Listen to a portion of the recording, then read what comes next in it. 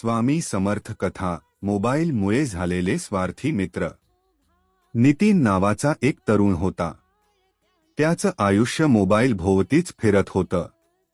WhatsApp, Instagram, Facebook, सगळीकडे मित्र भरपूर, पण मनात मात्र एकटेपणा. सुखात असताना मित्रांची लाईन लागलेली. सेल्फी, स्टेटस, लाईक्स, कमेंट्स, सगळे सोबत होते.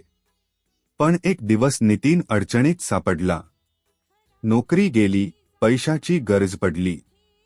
त्याने मोबाईल उचलला. एकामागोमाग एक कॉल केला, पण उत्तर एकही नाही. तेच मित्र, जे रोज भाऊ म्हणायचे, तेच आता सीन करून गायब झाले.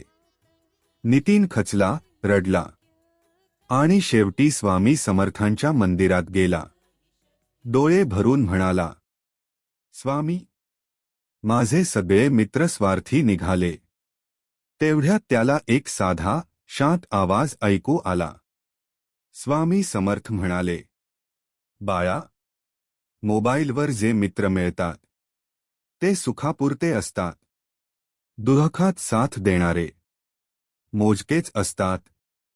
मोबाईलपासून दूर ये. स्वतःवर विश्वास ठेव. मी तुझ्या पाठीशी कायम आहे. त्या दिवसापासून नितीन बदलला. खोट्या मैत्रीऐवजी कर्म, प्रामाणिकपणा आणि स्वामींचा विश्वास धरला. हळूहळू आयुष्य सावरलं आणि त्याला कळलं, खरे मित्र कमी असतात, पण स्वामी समर्थ कधीच सोडत नाहीत. बोध, मोबाईलमुळे ओळखी वाढतात, पण विश्वास कर्मातूनच मिळतो.